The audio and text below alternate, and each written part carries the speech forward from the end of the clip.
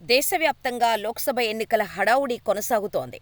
దీంతో ప్రతి చోటా హాట్ రాజకీయాలు సాగుతున్నాయి. జాతీయ పార్టీలైన బీజేపీ, కాంగ్రెస్లతో పాటు ప్రాంతీయ పార్టీలు కూడా ఎత్తులు పై ఎత్తులు, వ్యూహ ప్రతివ్యూహాలతో ముందుకు సాగుతున్నాయి. ఈ క్రమంలోనే ప్రజల నుండి సానుభూతి పొందేందుకో లేక నిజమో తెలీదు కానీ ఇద్దరు ముఖ్యమంత్రుల హత్యకు కుట్ర జరుగుతోందని ప్రచారం జోరందుకుంది. అది ప్రత్యక్షంగానే పరోక్షంగా కూడా కుట్ర జరుగుతుందనే వాదనలు గట్టిగా వినిపిస్తున్నాయి. అయితే నిజంగానే ఆ సీఎంలను చంపేందుకు కుట్రలు జరుగుతున్నాయా లేక ఇది ఎన్నికల స్టెంటా అనే అనుమానాలు కలుగుతున్నాయి. ఆంధ్రప్రదేశ్లో అసెంబ్లీ ఎన్నికలు కూడా లోక్సభ ఎన్నికలతో పాటే జరుగుతున్నాయి. ఇప్పటికే ఎన్నికల నోటిఫికేషన్ కూడా వెలువడి నామినేషన్ల పర్వం కూడా ప్రారంభమైంది. ఇలా ఎన్నికలకు సమయం దగ్గర పడుతుండటంతో అధికార వైసీపీ, ప్రతిపక్ష టీడీపీ, జనసేన, బీజేపీ కూటమి ప్రచారం జోరందుకుంది. ముఖ్యమంత్రి వైఎస్ జగన్మోహన్ మేమంతా సిద్ధం పేరిట రాష్ట్ర వ్యాప్త ప్రచారానికి శ్రీకారం చుట్టారు.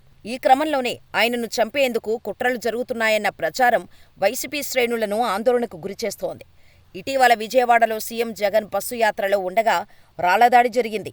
ఓ రాయి జగన్ ముఖంపై తాకటంతో గాయమైంది. అయితే ఈ దాడి సాధారణంగా జరిగింది కాదని, సీఎంను చంపేందుకే జరిగిందని పోలీసులు తేల్చారు. పదునైన కాంక్రీట్ రాయితో జగన్ తలపై దాడి చేసి చంపాలన్నది నిందితుల కుట్రగా పోలీసులు పేర్కొంటున్నారు. అయితే ఈ దాడి నుంచి స్వల్ప గాయంతో ముఖ్యమంత్రి వైఎస్ జగన్ బయటపడ్డారు. తలభాగం చాలా సున్నితమైనది. ఇక్కడ దాడి చేస్తే వైఎస్ జగన్ చనిపోతాడని నిందితులు భావించారని పోలీసులు తెలిపారు. అందువల్లే తలభాగంలో దాడి చేసినట్టు కోర్టుకు సమర్పించిన రిమాండ్ రిపోర్టులో కూడా పేర్కొన్నారు. పథకం ప్రకారమే సీఎంపై దాడి జరిగిందని, ముందుగానే కాంక్రీట్ రాయిని వెంట తీసుకుని వచ్చి దాడికి పాల్పడ్డారని పోలీసులు కోర్టుకు తెలిపారు. అందువల్లే నిందితుడిపై హత్యాయత్నం కేసు పెట్టినట్టు పోలీసులు కోర్టుకు వివరించారు. ముఖ్యమంత్రి వైఎస్ జగన్పై జరిగిన చిన్న దాడిని పట్టుకుని హత్యాయత్నం జరిగిందని అనడం విడ్డూరమని ప్రతిపక్షాలు అంటున్నాయి. ఈ ఎన్నికల వేళ సానుభూతి కోసమే వైసీపీ ఈ నాటకం ఆడుతోందని అంటున్నారు. చిన్న గులకరాయితో కొడితే చనిపోవడమేంటి అని అంటున్నారు. అయినా జగన్పై రాళ్లదాడి కూడా వైసీపీ ఎన్నికల స్టంటేనని అంటున్నారు. కానీ ఎన్ని స్టంట్స్ చేసినా ఈసారి వైఎస్ జగన్ను ప్రజలు నమ్మరు. వైసీపీ ఓటమి ఖాయమైపోయిందని ప్రతిపక్షాలు అంటున్నాయి. గత అసెంబ్లీ ఎన్నికల సమయంలో వైఎస్ జగన్పై కోడికత్తితో జరిగిన దాడి కూడా నాటకమేనని టీడీపీ ఆరోపిస్తోంది. అలాగే మాజీ మంత్రి, సీఎం జగన్ బాబాయ్ వివేకానందరెడ్డి హత్య కూడా గత ఎన్నికల కోసమే జరిగిందని అంటున్నారు.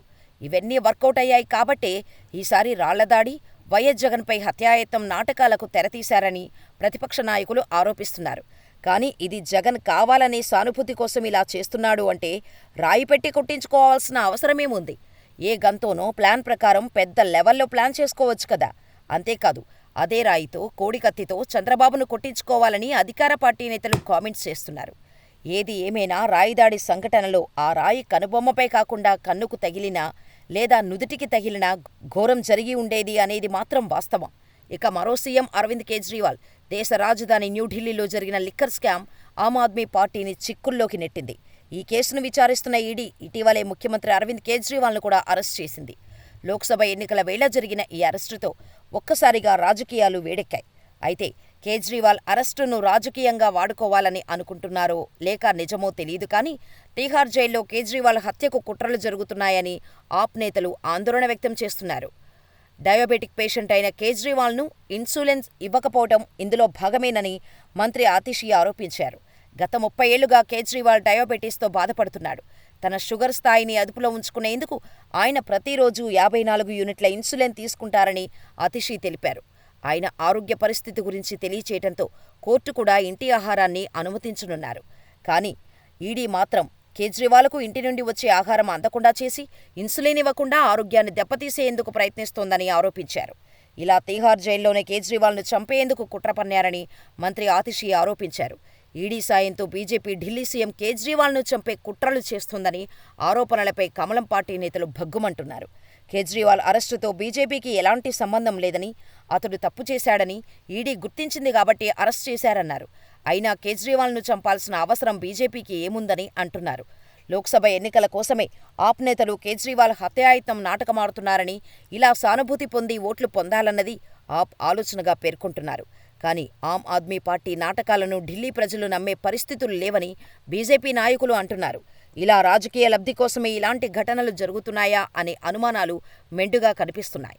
చూడాలి మరి ఇంకా ఎంతకు తెగిస్తారో. మరి జగన్ దాడి, కేజ్రీవాల్ అరెస్టుపై మీ అభిప్రాయమేంటో మాకు కామెంట్ చేయండి.